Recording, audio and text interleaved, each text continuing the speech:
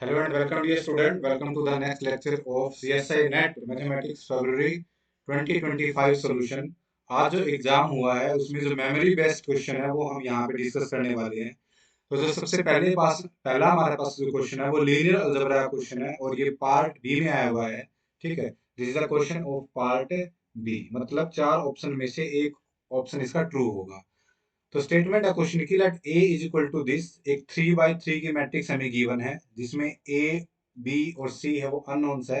Such that condition इस पे क्या है कि A into B into C है, उनकी वैल्यू 1 है। ठीक है, product of A B C is 1 and then we construct another matrix B which is equal to A plus A square plus A cube. Then which of the following is true? First option is determinant of B is equal to 1. Second option is determinant of A is equal to 0. Third option is determinant of B is equal to 2. And fourth option is rank of B square is equal to 1. तो third और fourth में rank पूछा हुआ है उसने। तो इसके solution को करते हैं हम। तो इसके सोल्यूशन को करने के लिए हम जनरल नहीं करेंगे इस क्वेश्चन को। इसको सोल्व करने के लिए हम ए बी और सी की कुछ पार्टिकुलर वैल्यू एज्यूम कर लेंगे। So let A is equal to B is equal to G. So सबसे हमारे पास आसान चॉइस है, ठीक है, जो इजी चॉइस है वो हमारे पास 1 है। तो इसमें हमने ए बी सी की वैल्यू 1 ले ली, जो इस कंडीशन को भी सेटिस्फाई कर रही है कि ए बी सी की प्रोडक्ट कितनी है, 1 है। सो यहाँ से जो ए मैट्रिक्स बनेगी, वो बन जाएगी 0 1 0 0 0 1 और 1 0 0। ये हमारे पास ए मैट्रिक्स बन गई। ओके, अब यहाँ से, अब देखो ये ए मैट्रिक्स है और यहाँ पे हर एक मैट्रिक्स में एक नॉन जीरो एलिमेंट्स 1 है। तो this implies that clearly rank of A is equal to 3। और अगर ए का रैंक 3 है तो यहाँ से डिटरमिनेंट ऑफ ए है वो कितना हो जाएगा, नॉट इक्वल टू 0 हो जाएगा। ठीक है, और यहाँ से डायरेक्टली आप यहाँ पे जो जो ए का डिटरमिनेंट है वो एक्सपेंड भी कर सकते हो आप इसको। ठीक है, जैसे हमने C1 से एक्सपेंड करा है, कॉलम 1 से एक्सपेंड करा तो 1 1 माइनस 0 तो कितना आ जाएगा, 1 आ जाएगा, which is not equal to 0। इसका मतलब जो हमारे पास सेकंड ऑप्शन है वो क्या हो जाएगा, रॉन्ग हो जाएगा। Okay, now come to the next part.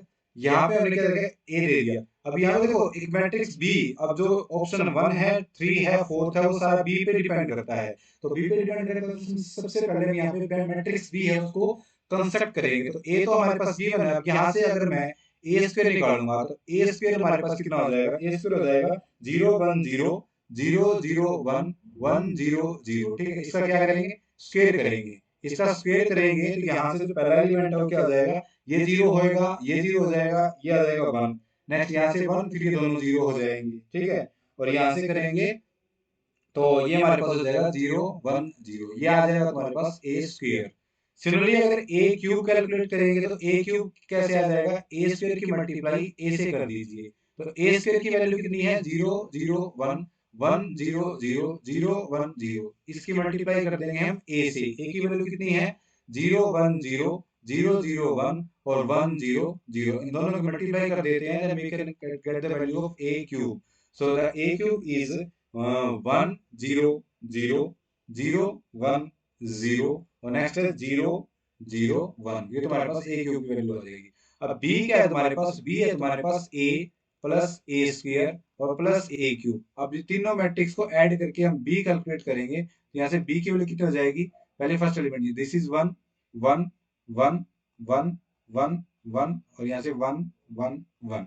ये तुम्हारे पास बी मैट्रिक्स आ गई। और बच्चों क्लियरली यहाँ पे जो मैट्रिक्स बी है उसमें नंबर ऑफ लीनियरली इंडिपेंडेंट रोज कितनी है, एक ही है। इसका मतलब इस मैट्रिक्स का जो रैंक है वो कितना आ जाएगा, 1 आ जाएगा। और रैंक 1 है तो जो डिटरमिनेंट है बी का वो कितना आ जाएगा, 0 आ जाएगा। डायरेक्टली आप देख भी सकते हो, लेकिन फर्स्ट ऑप्शन में क्या बोलता है कि डिटरमिनेंट 1 है तो 1 नहीं आएगा, 0 आएगा। ठीक है, थर्ड ऑप्शन में बोलता है कि determinant of sorry rank of B है वो 2 है, लेकिन ये भी गलत है, रैंक ऑफ बी कितना आ चुका है, 1 आ चुका है।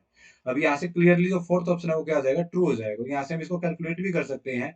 अगर मैं यहाँ से बी स्क्वायर कैलकुलेट करूं तो कितना हो जाएगा, 1 1 1 1 1 1 1 1 1। इसका स्क्वायर करेंगे तो 1 square 1 1 square plus 1 square plus 1 square कितना आ जाएगा, 3। सिमिलरली यहाँ भी 3 आ जाएगा, यहाँ भी 3 आ जाएगा, 3 3 3 3 3 3। और जो बी स्क्वायर मैट्रिक्स आ गई इसका रैंक कितना है, rank of B square is equal to 1 है। तो यहाँ से अगर ये स्टेटमेंट थी क्वेश्चन की तो इसमें जो फोर्थ ऑप्शन है वो क्या हो जाएगा, ट्रू हो जाएगा। तो इसका जो आंसर है वो आ जाएगा, फोर्थ आ जाएगा और आपका क्वेश्चन ठीक हो जाएगा।